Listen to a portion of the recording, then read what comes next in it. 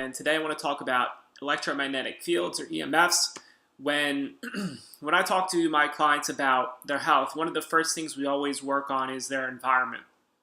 And when I talk about environment, what I mean is really anything that can affect the expression of your genes, and there's a few big ones that we really focus on. So air, light, water, sound, EMFs, food's going to be on there as well.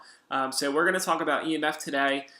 So when we talk about electromagnetic frequencies, people's eyes tend to glaze over. It sounds really super confusing, and it kind of is, but in a nutshell, what you need to know is that the electromagnetic spectrum is made up, it's broken up into two big pieces, ionizing and non-ionizing radiation. What they say with ionizing radiation is it damages DNA, and that can be harmful. So that's like gamma rays, X-rays, it could be up to maybe even UV light.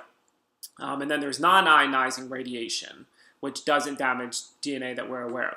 So when you go to medical school, what they teach you is ionizing radiation is bad, non-ionizing radiation is not harmful. But when you actually look at the data, it suggests that there is actually a good bit of harm that's potentially possible with the exposure to certain EMFs outside of the ionizing radiation field. So things that are in the non-ionizing spectrum goes from like just regular light, just the regular light that we see, to infrared, microwaves, radio frequency, television, all the way down to very low frequency, extremely low frequency EMFs, which is like can come from the wiring in our houses. So there is a full spectrum of different frequencies within this electromagnetic fields.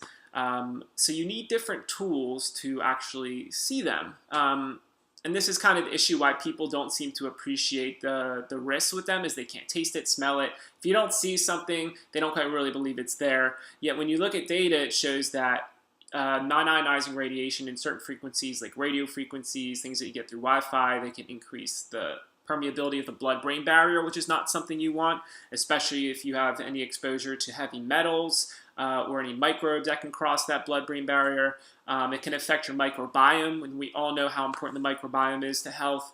It can also, it's been shown to affect things like thyroid health, increased risk for glioma, cancers within the brain, or the central nervous system. You can see increase in heart rate variability issues, blood pressure, arrhythmias. So there have been a good bit of studies that show that there is potential for harm. So that's why you want to make sure we are decreasing our exposure as much as possible to what they call non-native EMFs, things that aren't normally on the planet Earth. So that would be things like our Wi-Fi exposure, things like exposure to our cell phones and microwaves.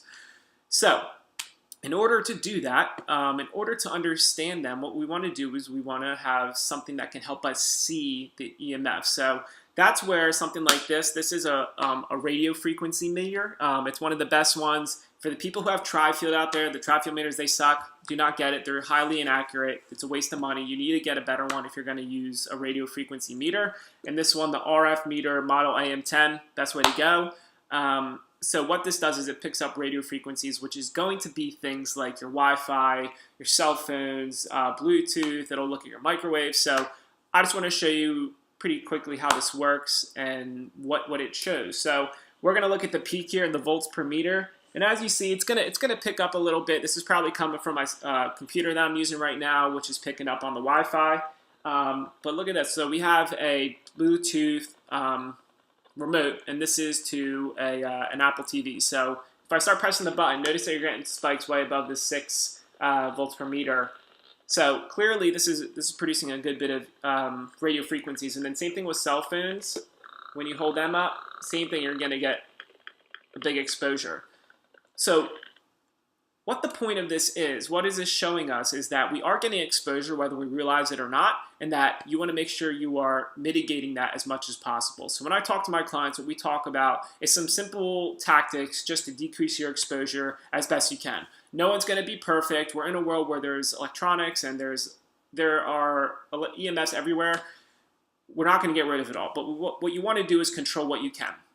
So the big exposures are things like from our cell phones and our Wi-Fi, our microwaves. So those are the things you want to work on. And what I say is, number one, with your cell phone, you want to make sure that you are not keeping it on you as best you can. And if you are, you have to put on airplane mode. So airplane mode means you're not going to get any service, but you're not getting any exposure. So if it's on you, you want to definitely put it on airplane mode, or if not, you want to keep distance. So distance is the other big rule. So you want to make sure you want to keep at least an arm's length away, about 3 or 4 feet.